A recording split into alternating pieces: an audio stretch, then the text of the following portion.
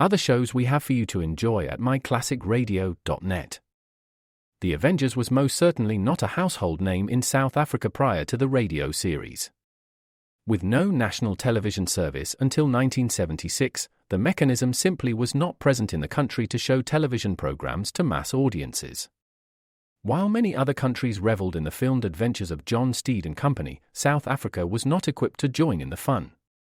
The series took Britain by storm and made a major impression in the American markets, being that greatest of rarities, a British series given a network transmission slot.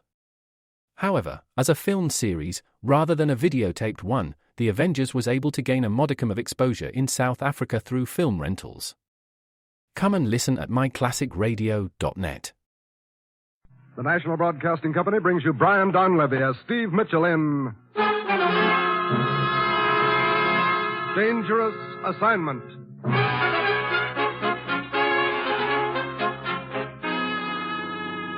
The time, 10 p.m. The place, the spacious drawing room of a villa in the south of France overlooking the Mediterranean.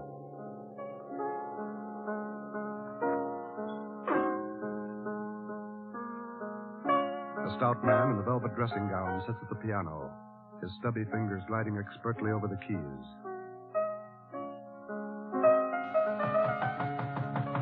Come in, Philippe.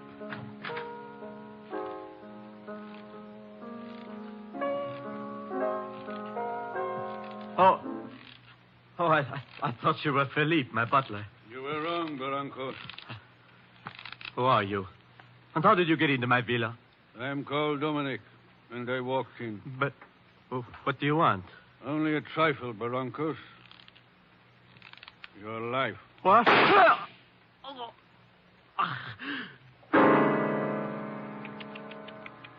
Such a discord.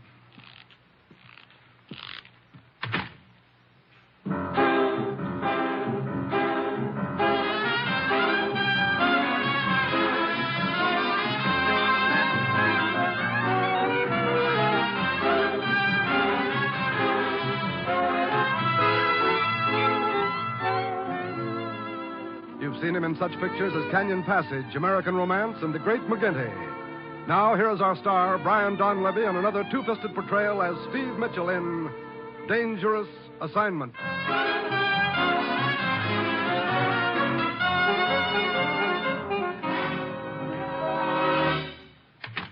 Well, here he is, Commissioner. Guess where I found him?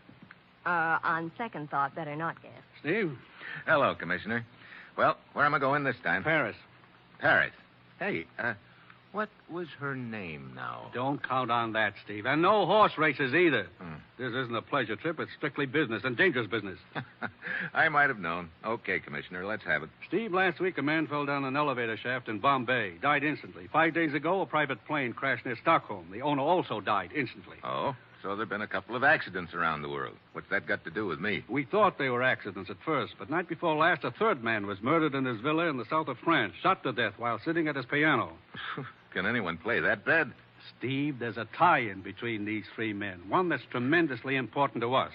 These dead men were all millionaires in their own countries. 2 weeks ago, 7 of them met to plan a giant merger. What kind of a merger? They pooled all their capital to form a holding company which would finance industrial expansion in backward countries. I see. We believe that interests hostile to the plan are obstructing it. Well, it sounds like a pretty effective way to obstruct it, all right.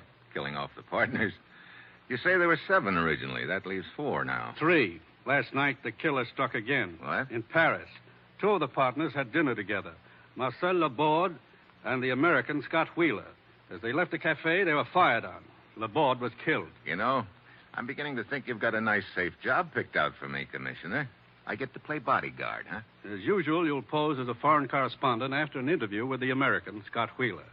Actually, your job is to protect him and the other surviving partners, and to get to the bottom of these killings. Where's this Scott Wheeler staying? At the Hotel Brevant. That will be your first stop in Paris. Ruth got my press credentials and passport ready? And your plane ticket. You take off in 2 hours. Steve, we don't want anything to interfere with the plans of these men. Those killings have got to be stopped. That's your assignment, Steve. Good luck.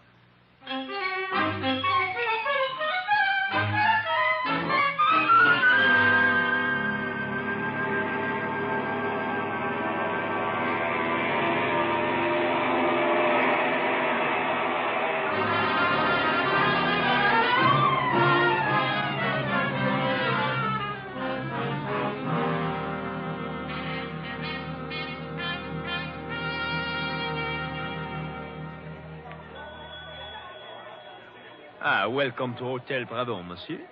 What type of accommodation would you prefer? I'll let you know later. Right now, I'd like the number of Scott Wheeler's room here. I beg your pardon. Hello. You wish to see Mr. Wheeler? That's right. May I ask your name? You may. I'm Steve Mitchell. I'm a foreign correspondent. Oh, hello. I'm Martha Vaughn. May I see your credentials?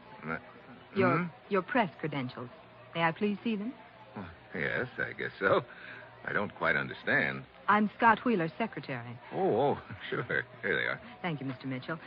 It's just that we don't wish to take any chances, particularly after the recent attempt on Mr. Wheeler's life. Matter of fact, that's what I want to interview him about. Oh? All right. I'll take you up to his suite, if you don't mind. Should I mind?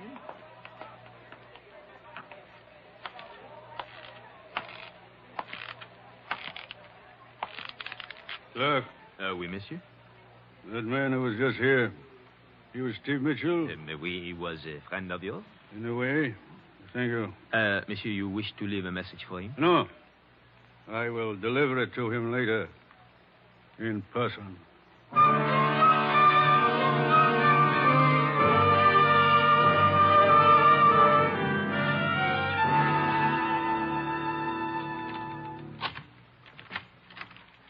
Go on in, Mr. Mitchell. Thank you. Hello, Martha. Oh, Mr. Wheeler, this is Steve Mitchell. He's a foreign correspondent from the United States. Hello. Glad to know you, Mitchell. Meet my associate, Gordon Hemsley. Hi. How do you do? Well, I'll be running along, Wheeler. Ring me up as soon as Voorhees arrives, will you? Okay. Good day, gentlemen. Well, what can I do for you, Mitchell? Well, I believe he'd like a story about the shooting night before last, Mr. Wheeler. That's right. There's not much to tell. Laborde and I had dinner together, took a walk afterward. Laborde felt like a cognac, so we stopped in a little place called La Patate. La patate. Yes. That's slang for potato, isn't it? Yes. They think of some strange names for their bars. Anyway, we had a drink and left. Just as we went out the door, I heard some quick footsteps behind us. I started to turn around. The next thing I knew, one bullet whistled by my ear, another one hit Laborde and killed him. I see. I'd like to take a look at this bar where the shooting took place. La Patate? Yeah. Where is it? Well, it's sort of a hard place to find. Martha, why don't you show Mitchell where it is? All right with you, Mitchell? I can't think of a guide I'd rather have, Mr. Wheeler. Thank you. I'll try not to get you lost, Mr. Mitchell. Would that be bad? Come on.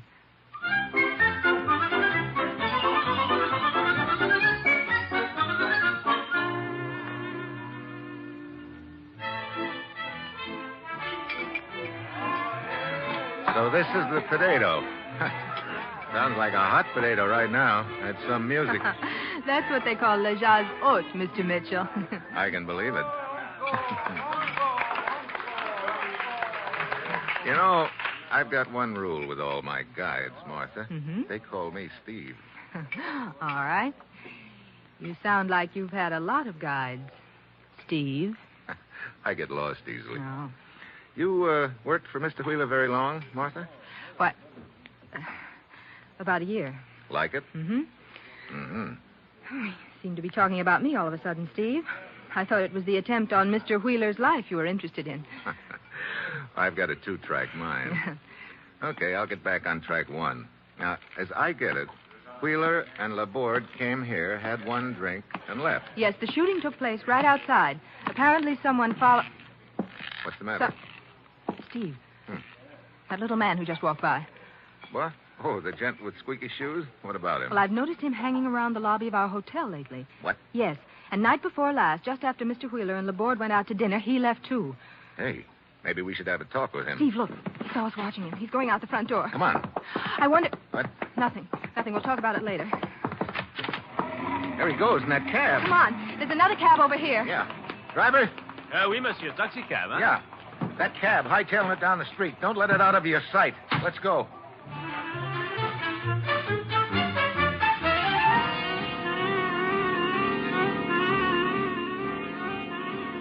Squeaky Shoes knows he's being followed all right. That cab of his is really traveling. Steve, look. He's stopping in front of that building in the next block. Yeah.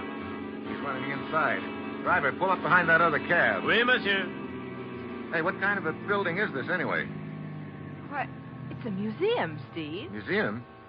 Okay, we'll look inside.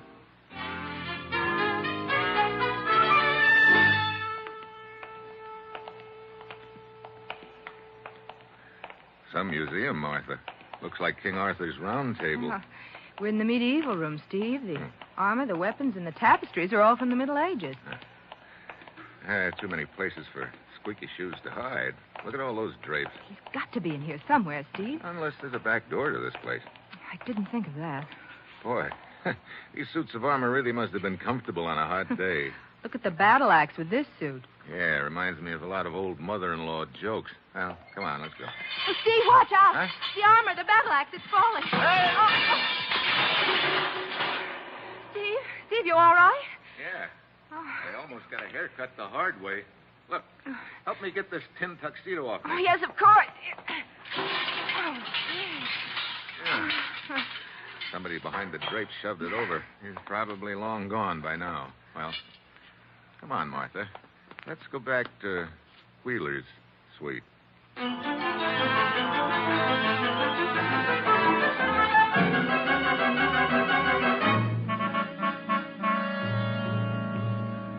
Mr. Wheeler, I think it's time we laid a few cards on the table.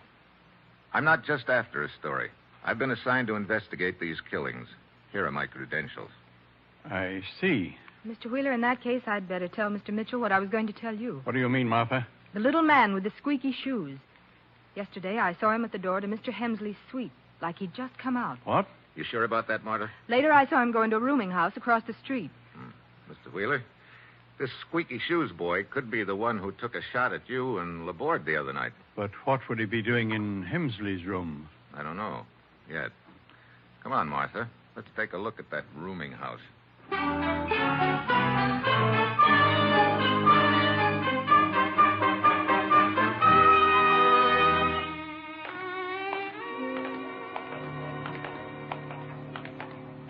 think this is it, Steve. Looks like a real dive, doesn't it? Yeah.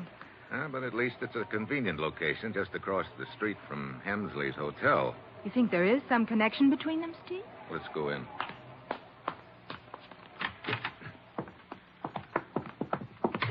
Whew. Fresh air would really smell funny in here. There don't seem to be any rooms downstairs, Steve. Come on, we'll try the stairway. Steve, wait. You hear that? Yeah. Squeaky shoes. There he is at the head of the stairs. Hey, you. Wait a minute. I want to talk to you. Hey, what's the matter with you? Steve, he's bleeding. He's grabbing at his chest. Get out of the way, Martha. Here he comes. Holy smoke. Steve, is he still breathing? Not anymore.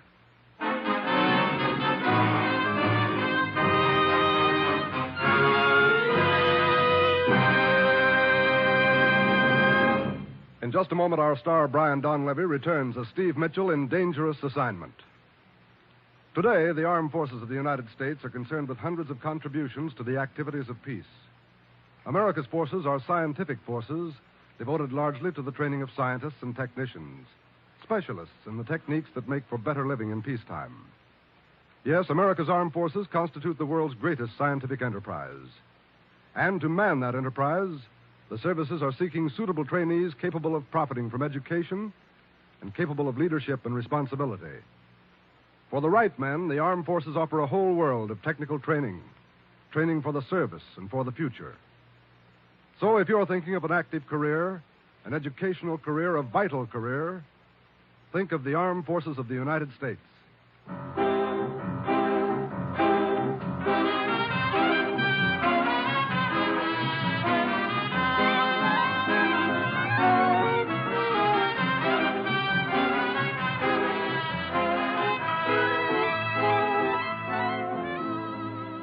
Now, the National Broadcasting Company brings you Act Two of Dangerous Assignment, starring Brian Donlevy in the role of Steve Mitchell.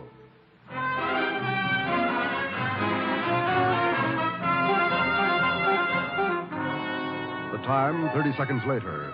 Steve and Martha have run up the stairs and are searching the dead man's room.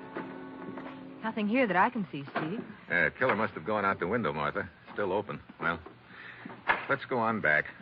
Steve. Looks like the doorway is occupied. Oh? I'm Inspector Brisac of the Sûreté. Your name, monsieur? Steve Mitchell. I'm a foreign correspondent. This is Miss Martha Vaughn. Mademoiselle? Inspector? Monsieur, what connection exists between you and the dead man downstairs? Connection? None at all. Then what are you doing in his room? Trying to find the guy who stabbed him a couple of minutes ago. And you do not know the dead man at all? I don't even know the guy's name. It is Dominique. Dominique? That's supposed to mean something to me? It does to most of the police in Europe, monsieur. Dominique was a hired killer. Oh? You happen to know who his last boss was? No, monsieur. But we had heard Dominique was in Paris and had trailed him here. As you see, a few moments too late. Yeah. Well, look, Inspector, this is all very nice. But if you'll excuse me, I have a transatlantic call to put in. You say you are a foreign correspondent, Monsieur Mitchell. That's why the telephone call. My boss likes to hear from me now and then. Monsieur, perhaps your interest in this affair is greater than the procuring of a mere story, and perhaps not. Well, you've covered all the possibilities, Inspector. In any case, you will please keep yourself available for questioning. Paris is a big city, monsieur, but I am quite capable of finding you should you choose to hide. Kindly do not put me to the trouble.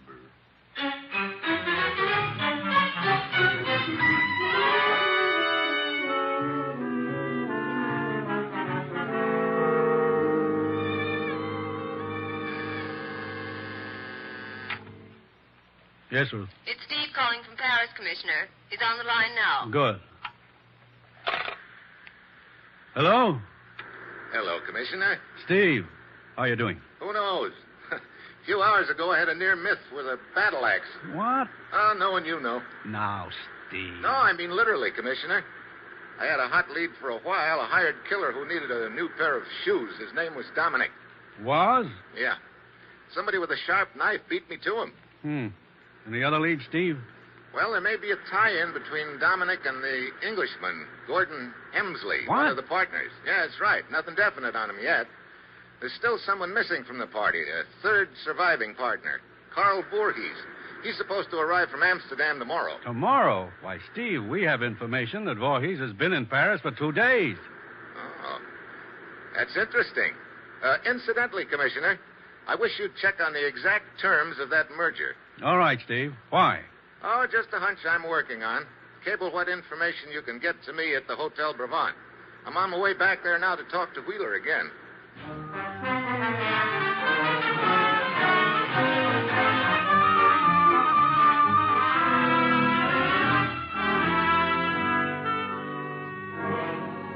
Mitchell, I'm no hero. If I'd known what this merger was going to mean, I'd never have gone into it, in spite of the good I know it'll do. But it's too late to back out now. All the papers have been signed. I think you should leave Paris, Mr. Wheeler. Don't worry. As soon as this meeting's over, I'm going to. What's the timetable on the meeting, Mr. Wheeler? Voorhees is coming in tomorrow from Amsterdam. He, Hemsley, and I are meeting tomorrow night around 10 to set a few final details. Then the quicker I get out of Paris, the better. Who? I'll go, Mr. Wheeler. Who is it, please? Carl Voorhees. Voorhees? Good evening, Wheeler. Hello, Voorhees. I wasn't expecting you until tomorrow. I decided to come tonight. You know Martha? Foreign? This is Steve Mitchell, a foreign correspondent. Hello. Millionaire Mitchell. You say you just got in, Mr. Voorhees? An hour ago. That's funny. I heard you got in 2 days ago. That is a lie. Is it? Mynheer Mitchell, my affairs are no concern of yours. Where are you staying, Voorhees? At the Continental. Oh, just across the street. Well, it's too late to get anything done tonight, Voorhees. Where's Hemsley? Hemsley, he's staying at the Splendide. I suggest we meet here in my suite tomorrow night. How about 9:30? Yeah. I see you then, Wheeler. Good night. Good night, Fräulein. And Night. Mynheer Mitchell. Good night. I wonder what he's been doing those 2 days he's been here. So do I. Mr. Mitchell, I'm worried. I'd appreciate it if you'd be here tomorrow night for that meeting also. Might be a good idea. If you could get here before the rest come, say, a little before 9? Okay. Well, I'm going over to see your partner, Gordon Hemsley. You better stay in your room all day tomorrow, Mr. Wheeler. I'll see you tomorrow night, about 8:45.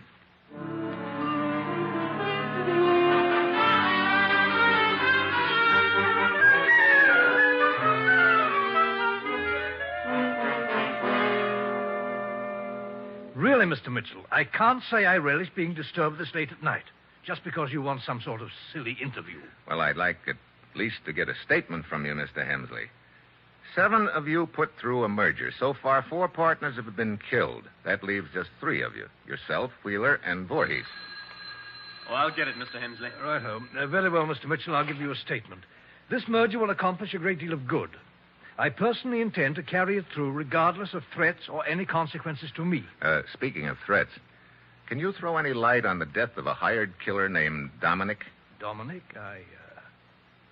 I don't know anyone by that name. Don't you? He was seen outside your room shortly before he was killed. Why, Mr. Hensley. Yes? It's Voorhees on the telephone. He said when he was here this afternoon, he forgot to ask... Voorhees here? Never mind. I'll take the call. You have your statement, Mr. Mitchell. Would you please excuse me? Sure. And thanks. See you around.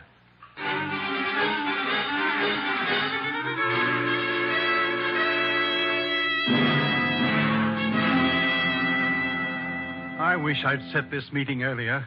What time is it, Mitchell? 2 minutes to 9, Wheeler. Oh. Care for another drink? Thanks. Wheeler, you ever hear of a thing called a squeeze play? Squeeze play? Oh. Here's your drink. Thanks. How sure are you of your partners, Hemsley and Voorhees? What are you getting at, Mitchell? They met yesterday afternoon. What does that mean? I'm not sure yet. Well, I wish I'd never gotten into this deal in the first place. Come on, let's go into the drawing room. It's a little more cheerful in there. Okay. Incidentally, I've been meaning to ask you. You say you hired Martha about a year ago. That's right. Who recommended her to you? Let's see. Why, it was Hemsley. Uh-huh. After you, Mitchell. Where are the lights, Wheeler? Over on the other wall. Okay, I'll get... Yep.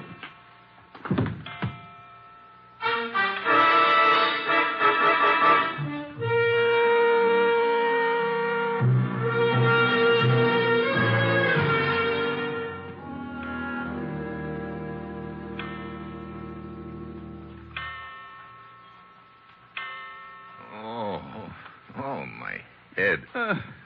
Wheeler. Hey, you're bleeding. Shot. Shoulder, I think. What happened? Don't know. Saw someone hit you on the head. I tried to dodge. Shot me in the shoulder. Then he ran out. Okay. Ought to be a doctor in the hotel. I'll get him. Then I'll call the police.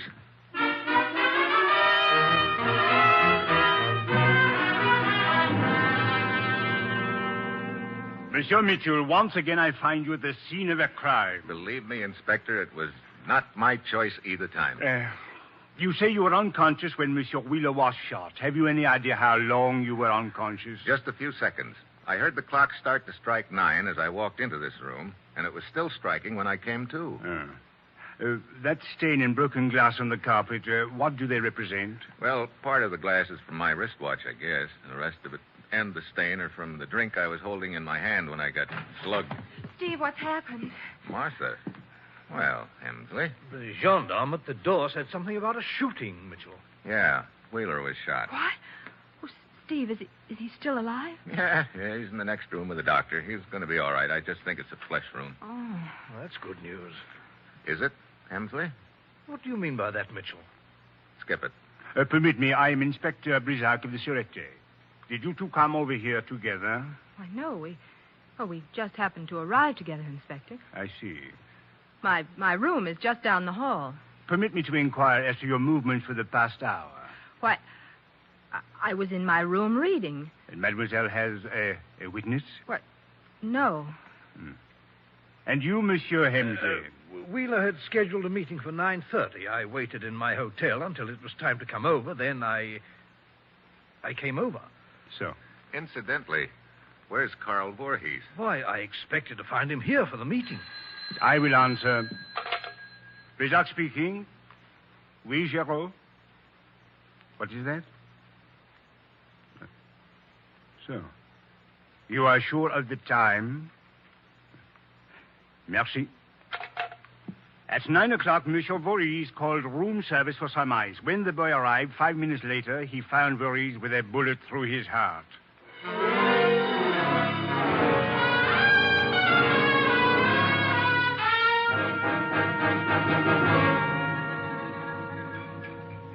That is indeed a perplexing case, Mitchell. Our killer moves very fast. He shoots Monsieur Wheeler and kills Monsieur Voorhees all in the space of 10 minutes. Yeah. Of course, Voorhees lived just down the street from Wheeler. Oh, it is my turn to buy the drinks, Monsieur. Oh, I've still got some here. I think I'll just have a little ice in it. As you prefer. Hey, Monsieur? how long has it been since our last drink? 20, perhaps 30 minutes. Yeah.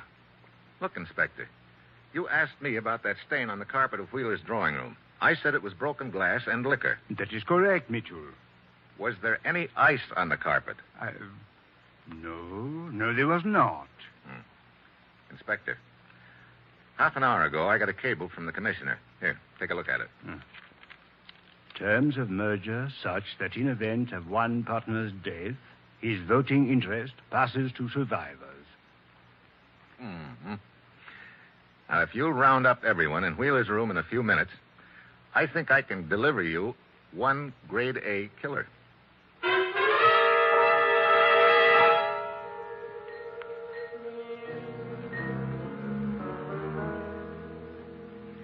How's the shoulder, Mr. Wheeler? Coming along, but I don't understand the purpose of this meeting. What's it all about, Steve? Yes, being summoned here like fugitives from justice. Monsieur Mitchell is host at this gathering. He will explain. And I'll make it short. The person who shot Mr. Wheeler in the shoulder and killed Voorhees is undoubtedly the same one who hired Dominic to kill the other partners. You mean one man's behind this whole thing, Steve? One man. Or woman, Martha. Hmm? I'd like to show you how that killer arranged the shootings tonight. Mr. Wheeler, this clock that was striking when I got slugged, has it been running okay lately? Why, yes, it has. Matter of fact, Martha took it to be fixed a couple of days ago. I see. Well, I don't see, Steve. What are you driving at? When I got knocked out, the clock was striking 9. When I came to, it was still striking, so I figured I'd just been out a few seconds. Actually, I was unconscious nearly 20 minutes.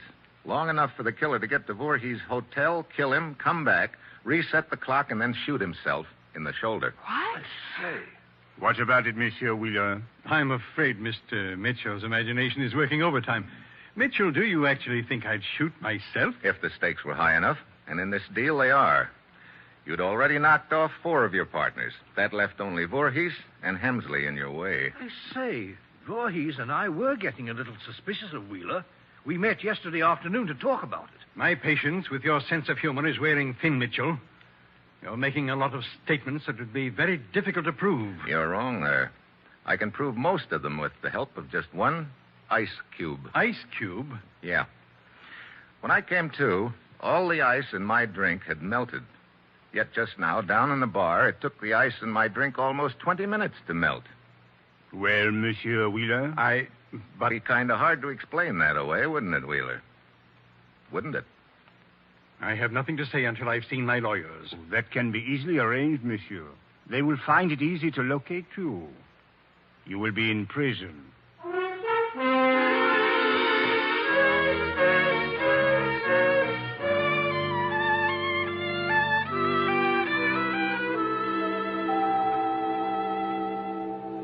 Going to have some time to play in Paris, Steve? I'm afraid not, Martha. Too bad. Take a look at the newspaper. It's full of things to do, places to go. We could have a lot of fun. You don't have to sell me on that. Hey, look at this picture of the horse race. Well, what about it? Well, the horses are running in the wrong direction. What? Oh, no, that's the way they do over here, Steve. The horses run clockwise instead of counterclockwise like in the States. You know something? What? I think I'd better stay here a couple of days after all. Oh, wonderful. Yeah. The way I pick horses, I could clean up a fortune. Oh. Mine always run backwards.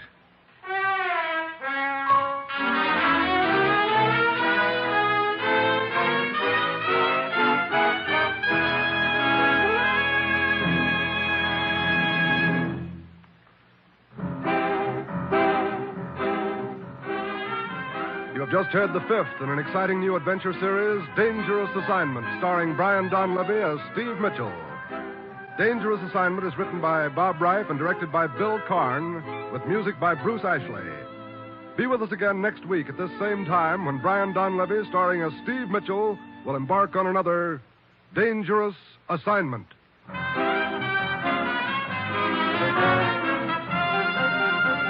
This is NBC, the national broadcasting company.